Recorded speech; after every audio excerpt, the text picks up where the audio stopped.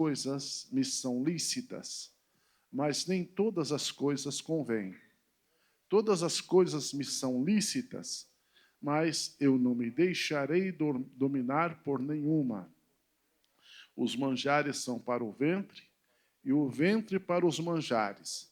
Deus, porém, aniquilará tanto um como os outros. Mas o corpo não é para a prostituição, senão para o Senhor, e o Senhor para o corpo.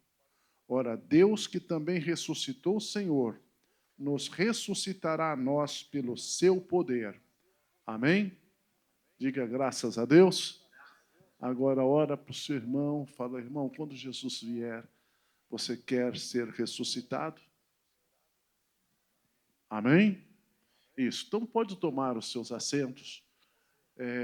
Nós vamos começar esta mensagem da seguinte forma, né? Nós vamos fazer algumas perguntas aqui para os universitários, né? Tem pessoas que conhecem, entendem bem a palavra de Deus. Entre elas está o Israel, o Josias, né? Os pastores eu nem falo porque o conhecimento que tem, entendeu? Mas nós temos algumas pessoas aqui que conhecem bem.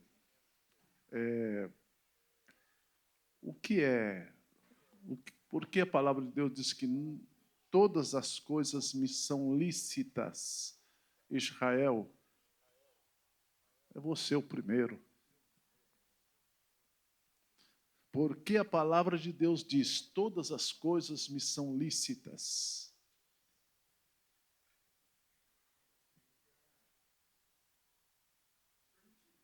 Permitido. E a palavra de Deus diz, mas nem todas as coisas me convêm. Aí, novamente, repete. Todas as coisas me são lícitas, mas eu não me deixarei dominar por nenhuma. Amém? Não é porque é lícito que nós podemos fazer. Tá? Vou dar um exemplo para vocês aqui. Nós vivemos no país em que alguns tipos de jogos são permitidos pelo governo. Entre eles está aí Loteria Federal, né, e outras, né, outras loterias que o governo apoia, jogos que o governo apoia. Isso que o governo apoia chama-se jogos lícitos, né, porque ele apoia. Mas no mesmo país, nós temos alguns jogos, né, que no Brasil sempre, nunca foi apoiado pelo governo, como o jogo do bicho, e aí vai, entendeu? Não sei, deve ter vários, né? Outros tipos, você conhece algum outro? Hã? Conhece? Que não são permitidos pelo governo? Então, são chamados de jogos ilícitos. Tá? Mas não é tudo jogo. Só que um é lícito, porque o governo aprova, e outro é ilícito, porque o governo não aprova. Mas se são todos jogos, então nós, como cristãos, nós podemos jogar? Vocês estão entendendo? Quer dizer, olha bem, porque aqui na visão humana, tá? Eles apoiam um e não aprovam o outro. Né? Aquilo que eles aprovam, eles dizem que são lícitos, mas aquilo que eles desaprovam, eles dizem que são ilícitos. Sobre as drogas. Por exemplo, aquelas drogas que são alcoólicas. No Brasil, quase todas as drogas têm registros federais ou estaduais, né? Nós temos aí a cachaça, temos a pinga, tem aquelas que são importadas, o uísque, temos uma série de drogas. E que são aprovadas. Então, seriam drogas lícitas. Né? E tem outras que o governo desaprova, que são, aí, entre elas, maconha, LSD e alguns outros tipos de droga que o governo não aprova. que são chamadas de drogas ilícitas. Quer dizer, o crente não pode usar as drogas ilícitas. Mas e as drogas que o governo aprova, nós podemos usar? São lícitas. Vocês estão entendendo? Aqui, esta mesma batalha, esta mesma guerra, o apóstolo Paulo, ele tinha também no seu tempo. Por quê? Porque a igreja de Coríntios, eles achavam que se uma droga era aprovada pelo governo, que ele poderia fazer. Eu conheço cristãos, eu conheço crentes, entendeu? Que acham que ele pode estar fazendo aí, jogando na quina, jogando em outras coisas mais. Por quê? Porque é lícito, o governo é aprovado pelo governo. Eu tenho até um amigo, né?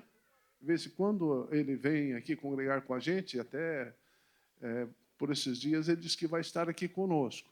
Mas para ele pode, entendeu? Fazer qualquer tipo de jogo que o governo aprova. Porque não é jogo ilícito. Mas eu quero dizer para você, é isso que o apóstolo Paulo estava falando aqui, nesta palavra, que todas as coisas me são lícitas. Quer dizer, tudo está aí, é lícito. Mas ele disse assim, mas nem todas as coisas me convêm. Quer dizer, não é porque uma coisa é lícita que convém você fazer aquilo. Por isso que nós temos que consultar na palavra de Deus. Por quê? Porque nós somos cristãos. Você é cristão para quê? Por que você se tornou cristão? Por que você entregou a sua vida para o Senhor? E quando você fez, qual foi o processo que aconteceu na sua vida? Nenhum. A palavra de Deus diz que o processo que acontece na nossa vida, quando nós nos convertemos, quando nós nos entregamos ao Senhor, é um processo, entendeu, maravilhoso. É como aquele processo do Senhor transformar a água em vinho, quer dizer, uma mudança total. Quer dizer, Deus, ele mudou completamente a nossa vida. Quem diz que é cristão, ou se tornou cristão e não teve a sua vida modificada, ele se tornou realmente cristão? Não. Em alguma coisa a sua vida ela tem que ser transformada. Tá? E essa transformação, ela não acontece assim, por mera casualidade, não é por vontade humana. Essa transformação, ela vem pela vontade de Deus, ela vem do céu. Um crente que diz que é crente, o cristão que diz ser cristão e não tem a sua vida transformada, ele precisa ter um encontro com Deus. Tá? Quem diz ser cristão e ainda não teve a sua vida transformada, isso significa que ele ainda não teve um encontro com Deus. Tem muitas pessoas dentro da igreja que se tornaram famosas. Né? Outro dia, eu peguei o meu celular e vi que uma certa irmã estava cantando em uma festa de forró de São João.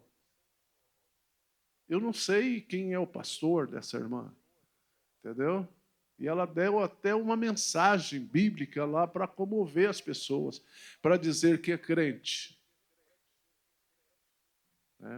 Quando eu era... A primeira igreja que eu pastoreei, um moço me perguntou, ele falou que ele tinha, né, ali contando sobre a vida dele. Diz que ele decidiu ir para uma festa da família dele. Ele sabia que naquela festa ia rolar de tudo. Você sabe aquela festa que tem cerveja, chopp, entendeu? Aquela festa familiar mesmo que tem de tudo. Tudo que não é bom, tudo que não presta. Então ele sabia que ia ter. Mas a família dele, segundo ele, já havia convidado ele para algumas festas. E ele havia falado que não ia. Porque ele não se sentia preparado para participar daquelas festividades. Né? E ele, então, não participava. Mas aí ele disse, olha, depois que ele passou para essa religião, depois que ele passou para essa igreja, aí não são todas as festas que ele frequenta nós. Ele se sente melhor do que nós. E ele, para demonstrar que ele não era melhor, ele decidiu ir naquela festa. Era uma festa lícita? Era. As bebidas que tinham ali eram todas bebidas lícitas? Eram. E ele então foi. Ele pegou a sua esposa, pegou seus filhos. Eu me esqueci o nome dele, que faz muitos anos isso. E ele chegou naquela festa. E disse que correu normal. Entendeu? Até as pessoas que estavam ali naquela festa começaram a embriagar-se. E as pessoas, quando ele bebe, não sei se você viu, as pessoas eles ficam, entendeu, mais corajosos, né? Algumas pessoas eles começam a falar bastante. Aí, quando as pessoas já estavam bêbadas, algumas pessoas ali já começou a conversar com ele, já se aproximou da mesa que ele estava, já trouxe algumas latinhas ali próximo da mesa que ele estava, e ali tomando e conversando. Ó, que bom que você está reunido novamente com a família. E até esse momento tudo bem. Mas chegou um momento que um deles falou, olha aí, toma também com a gente, compartilha também esse momento com a gente. Ele disse, não, eu não posso, porque eu sou cristão. A minha vida ela é diferente. E ele, no pensamento dele, ele disse, olha, eu vou estar aqui no meio das trevas, mas no meio das trevas eu tenho que ser luz. Eu vou estar aqui no meio onde as pessoas estão fazendo todo esse tipo de coisa, mas eu tenho que dar o exemplo, eu tenho que ser o exemplo nesta festa aqui.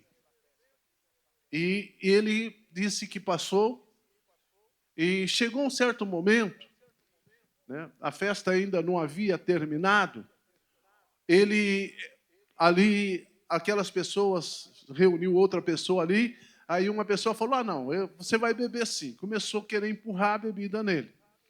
E ele disse para ela, olha, não. E a pessoa começou a se alterar, entendeu? A provocar, a insultar. E a esposa dele estava do lado e disse, olha, vamos embora? E ele pegou e disse, vamos. E no carro, ele foi falando para a esposa, olha, pelo menos nós fomos nessa festa, mas nós demos bom exemplo. Tá? Nós estávamos ali, mas nós não usamos o que eles estavam usando. E ele foi para sua casa. E diz que quando ele chegou em sua casa, ele foi orar e disse, Senhor, olha, hoje nós fomos ali naquele lugar, mas nós fizemos a nossa parte. Nós, Senhor, ali naquele lugar que nós estávamos, nós fomos luz e não trevas. E ele disse assim, eu vou buscar aqui na palavra de Deus, né? Senhor, uma palavra para que o Senhor fale comigo neste momento. E ele então pegou a sua Bíblia e abriu. E quando ele abriu a sua Bíblia, ele se deparou ali, ele abriu assim, aleatoriamente, não buscou uma palavra para ele, mas a palavra que, quando ele abriu a sua Bíblia, ele abriu justamente no Salmo 1. E aí ele começou a ler o Salmo 1. Bem-aventurado é o varão que não... Vamos ler? Bem-aventurado é o varão que não...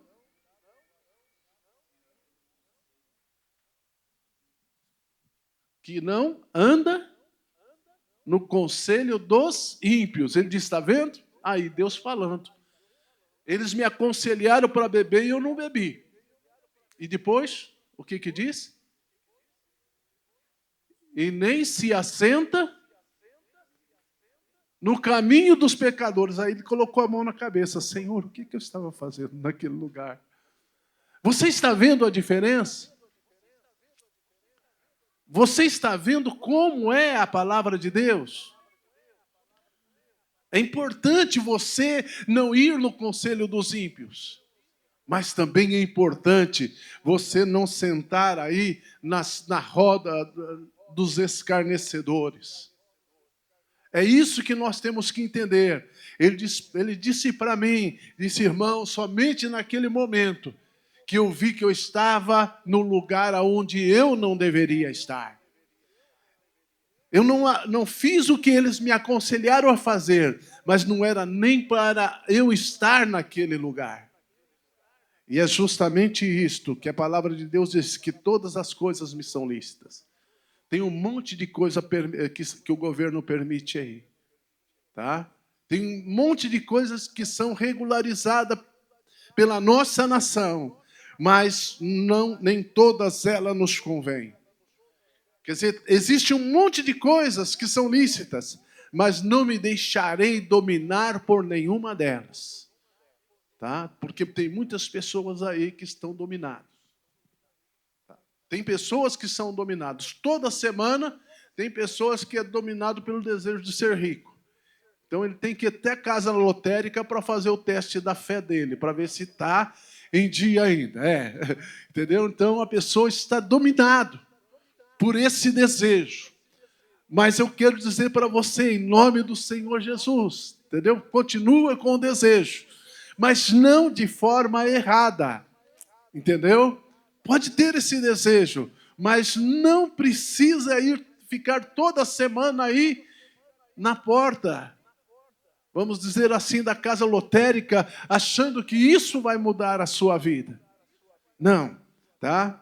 Nós não podemos ser um crente dominado. Tá? Quando eu fui no Nordeste, e uma das vezes que eu viajei, entendeu?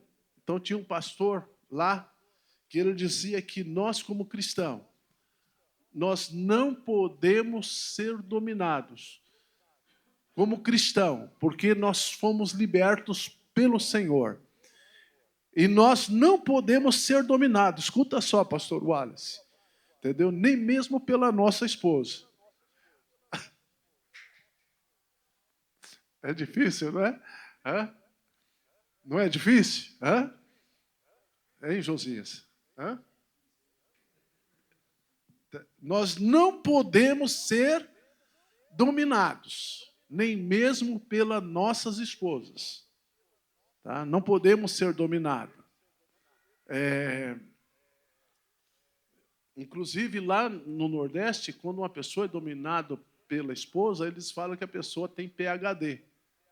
Quer dizer, pequeno homem dominado pela esposa. PhD. Se você ainda não tirou seu PhD, está na hora, tá? Então, nós não podemos ser dominados por nada.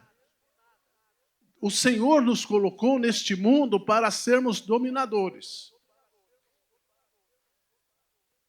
E quando nós demonstramos a nossa fragilidade, é justamente nesse ponto que o inimigo entra. Nós não podemos ser dominados, nem mesmo pelo nosso patrão. Tá? Tem pessoas que deixam o patrão dominá-lo. Quando eu digo pela esposa, também eu quero inverter. A esposa também não pode ser dominada pelo esposo. Nós nascemos para ser livres para Deus. Então, nada pode impedir com que nós tenhamos essa liberdade de servirmos ao Senhor nosso Deus. Então, nós não podemos ser dominados. Por isso ele diz assim, mas eu não me deixarei dominar por nenhuma. Quer dizer, se você quiser ser dominado, você pode ser. Mas o apóstolo Paulo disse, olha, eu não me deixarei ser dominado por nenhuma coisa. Tem pessoas que se deixam dominar. E nós não podemos deixar que nada domine a nossa vida.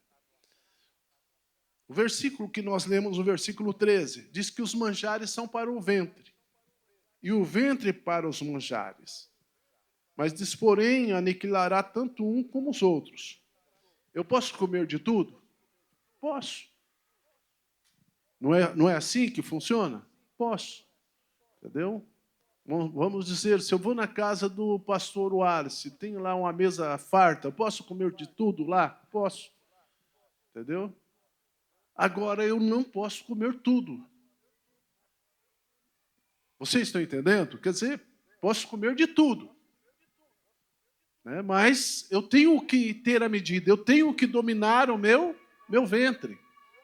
Eu tenho que dominar o meu estômago, eu tenho que dominar a mim mesmo. Isso se chama domínio próprio. O crente que perde o domínio próprio, ele está perdendo. E se ele perde para ele mesmo, eu quero dizer para você, ele é um crente dominado. Dominado pelo alimento, dominado pela bebida, como aqueles que são dominados pelas drogas. Nós é que temos que dominar o nosso corpo, nós que temos que reduzir a nossa boca. Um amigo, né, chegou para mim esses tempos atrás e disse: pastor, fazia tempo que ele não me via, mas como o senhor emagreceu, está magro? Eu disse: é que eu fiz redução. Ele disse: e onde que o senhor fez essa redução do estômago? Eu falei: não foi do estômago, foi na boca. Vocês estão entendendo? Porque quem domina a minha boca sou eu. Eu domino a minha boca naquilo que eu como, naquilo que eu falo. Eu tenho que dominar a minha boca. E muitas pessoas deixam de dominar a sua boca. E tem muitas pessoas que vão ser lançadas no inferno porque não dominaram a sua boca. Então, eu não me deixarei dominar. Quer dizer, eu que terei o controle, eu que terei o domínio. E a palavra de Deus diz assim, né, que os manjares são para o ventre. Né? Deus, porém, diz que aniquilará tanto um como o outro. Mas o corpo não é para a prostituição. Quando nós nos reunimos, é maravilhoso, porque aprendemos com o Senhor. Hoje, pouco se fala em pecado na igreja, e menos ainda sobre o pecado de prostituição. Tá? Sobre pecado, pouco se fala. Né? Porque hoje pode tudo. A pessoa, ele pode ser alcoólatra e frequentar uma igreja. A pessoa pode até mesmo usar drogas e frequentar uma igreja. Tinha uma irmã que congregava com a gente, o filho dela congregava assim uma outra igreja. Eu disse para ela: mas irmã, que bênção, né? Seus filhos, né? Se congregam. Até perguntei para ela: a senhora não se congrega junto com eles? Disse: não. Eu falei: mas por quê? Disse: porque os pastores lá sabem que meu filho, né, ele namora uma moça da igreja, e eles sabem que o meu filho é traficante. E ele sai daqui, como o senhor viu, né, com terno, paletó e gravata. Ele vai lá e prega. E um dia eu fui buscar a irmã. Quando eu fui levar, cheguei lá, a casa dela estava tudo cravada de balas. Foi a última vez que eu fui levar ela. Não quis levar mais, viu? E ela entrou apavorada para dentro da casa dela, achando que tinham matado o filho. Aí a vizinha chamou a vizinha, ele escapou aqui pelo fundo, ele saiu. Vocês estão entendendo? Quer dizer, o moço na igreja. Mas tem pessoas que acham que pode estar na igreja, continuar na igreja e fazendo todas as coisas ruins que ele fazia lá fora. E tem pessoas que acham que pode estar na igreja e continuar se prostituindo.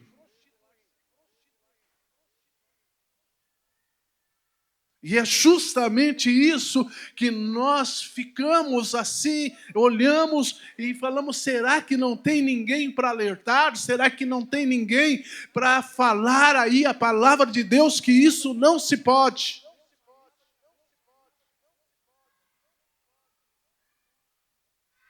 Queridos, tem muitas pessoas na igreja que vão ficar surpresos quando Jesus Cristo vier e não vão poder subir para ter um encontro com Ele nas nuvens dos céus. Por quê? Porque estão se prostituindo. Tem pessoas que dizem assim, mas quando é jovem, fornicação, né? Só muda o nome, mas é um tipo de prostituição.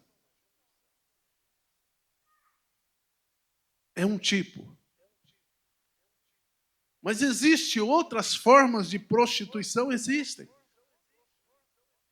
Existe aquela prostituição que é contra Deus. Você sabia disso? E essa é a que eu mais me preocupo ainda. Me preocupo com todas elas. Você tem ideia de qual é contra Deus?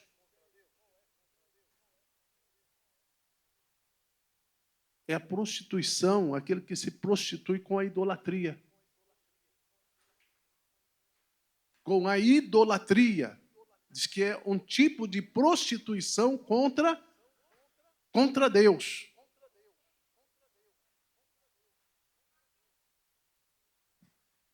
Mas por que eu estou dizendo isso? Porque tem pessoas que quando chega a festas aí mundanas, dedicado a santos, a idolatrias e tantas outras coisas, participam. E isto é uma prostituição contra Deus. A Bíblia diz isso. Diz que isso Deus tem ciúme. Você sabe o que é ter ciúme? A única vez que a palavra de Deus diz que Deus tem ciúme, geralmente a gente tem ciúme como uma coisa ruim, como uma coisa mal. É quando o crente começa a servir a outros deuses, a outros senhores. E nós vemos cristãos aí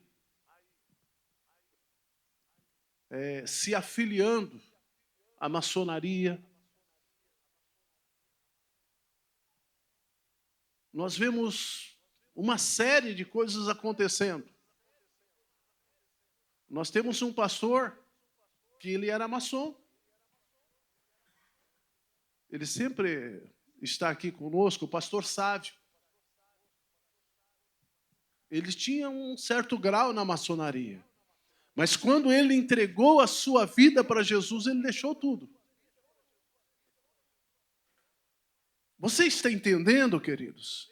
E hoje está o inverso. A pessoa está na igreja e indo para lá. Ah, vai, porque eu vou ficar rico, porque vai... Deixa isso.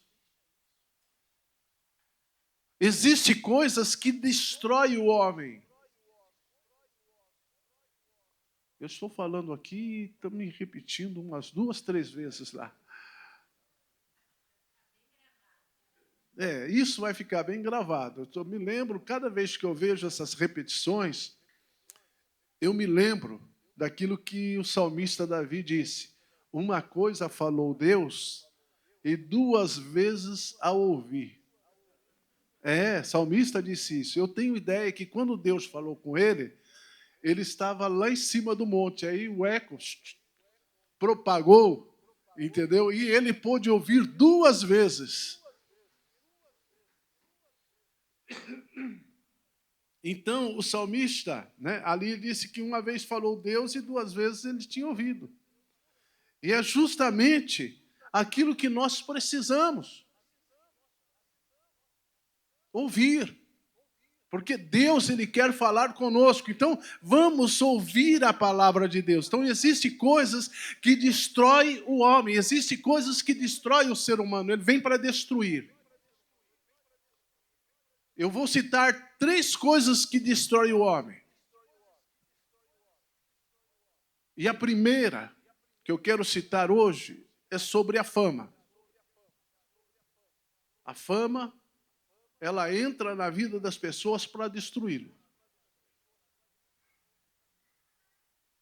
Você pode ver que muitos dos pastores que caíram e repercutiu no mundo são pastores famosos.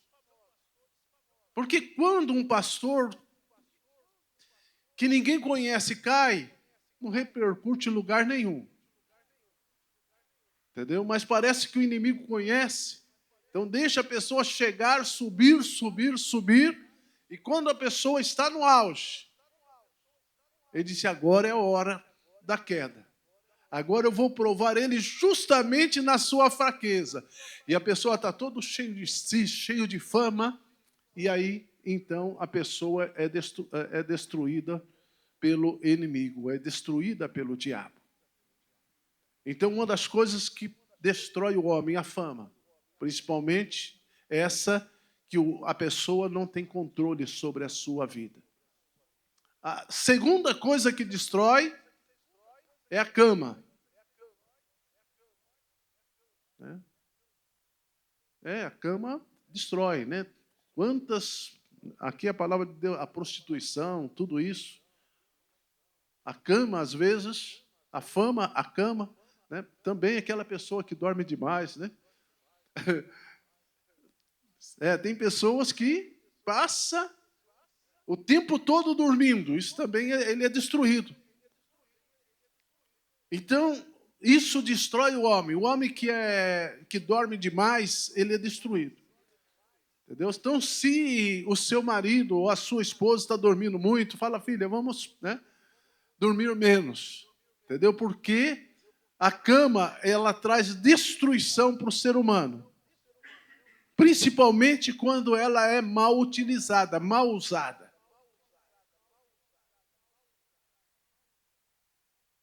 E a terceira coisa que pode também trazer destruição ao homem é a fama, a cama e a grana. Você sabia disso? Tem muitas pessoas que antes de ganhar dinheiro,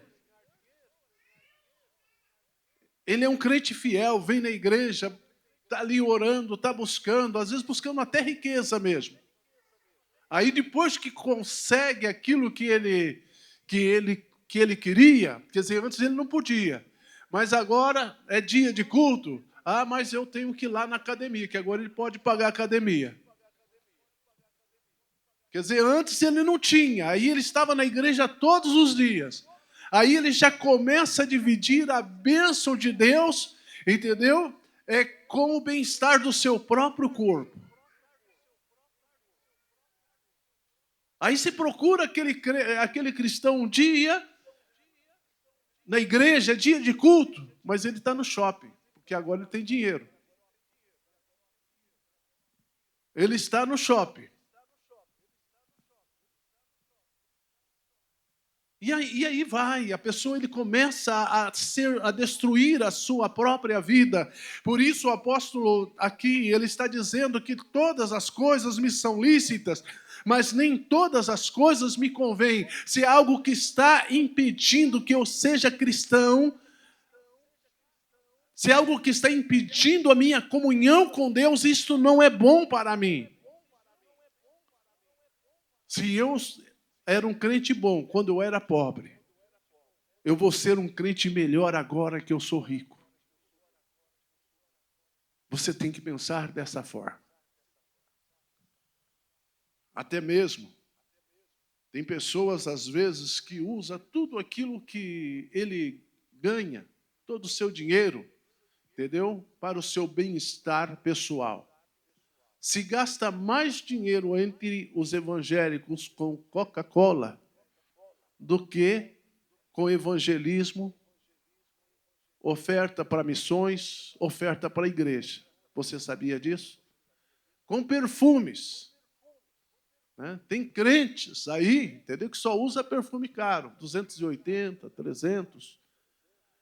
Entendeu? Tem alguns nomes aí famosos, né, Israel? Como que é o que você usa lá?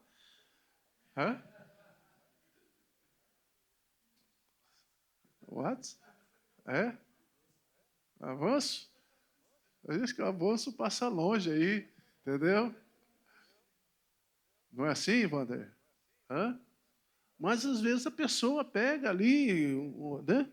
Esses perfumes, a gente vai a alguns aniversários, vê aquela caixa toda adornada da Natura ali, entendeu? O preço de um sabonete dá para você comprar uma dúzia do avanço, do outro, entendeu? Um sabonete daquele dá para você comprar uma dúzia. Hoje as pessoas não querem nem falar muito de Avon, acham que Avon já é coisa de pobre. Entendeu? Não, isso aí não. Entendeu? Eu, conversando com a crente essa semana, eu juntamente com a minha esposa, entendeu? Ela disse, pastor, o meu pastor usa um perfume afrodisíaco. Eu falei, meu Deus, tem misericórdia. Está repreendido, está amarrado, entendeu? E por mais ainda, eu quero dizer para você, entendeu? A minha família, nós viemos do comércio, então nós sabemos o que é engano, entendeu? Afrodisíaco. Não existe nada, queridos, entendeu?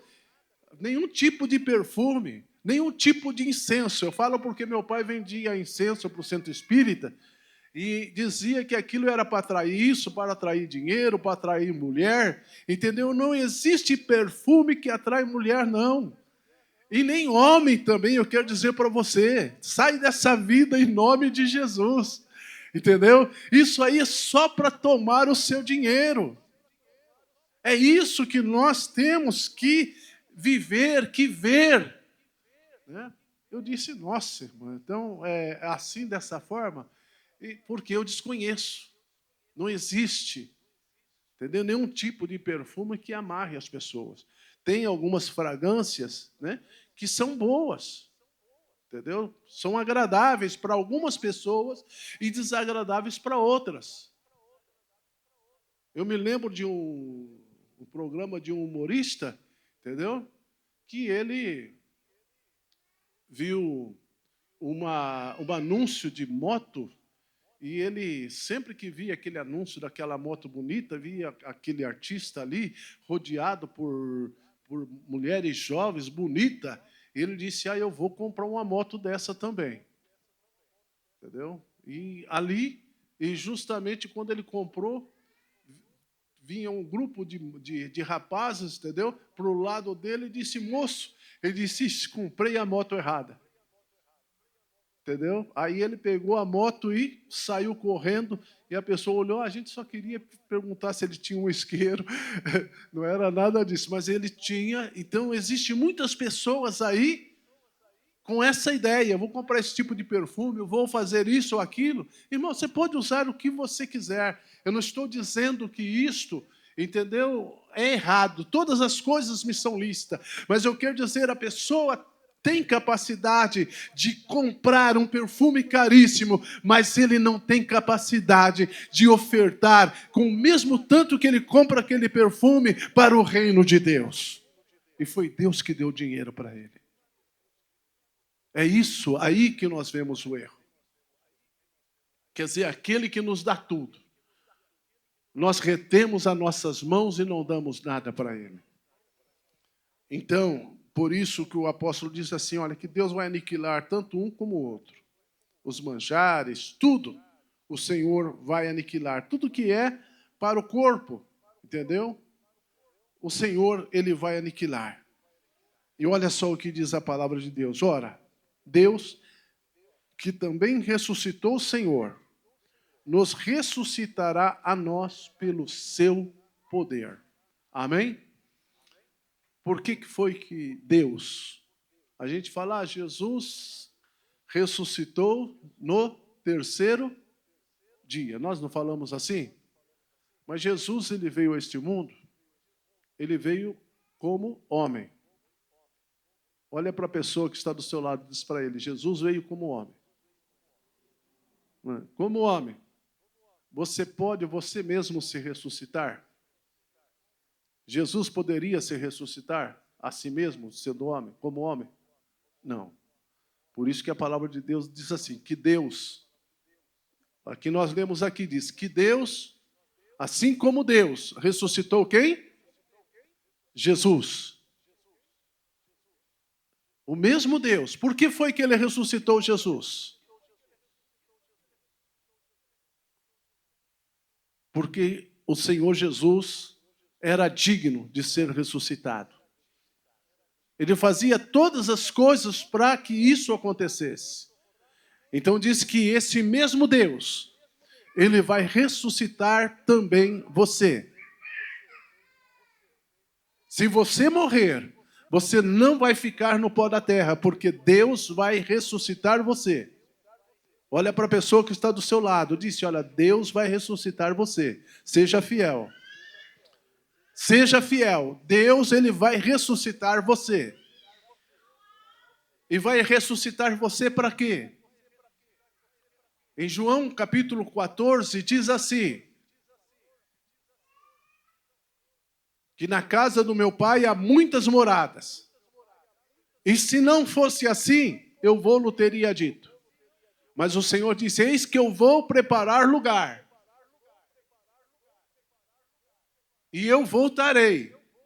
E eu vou levar vocês, para que aonde eu estiver, vocês também estejam. Pergunta para a pessoa que está do seu lado, você quer isso para a sua vida? Você quer subir? Vamos ficar em pé em nome do Senhor Jesus.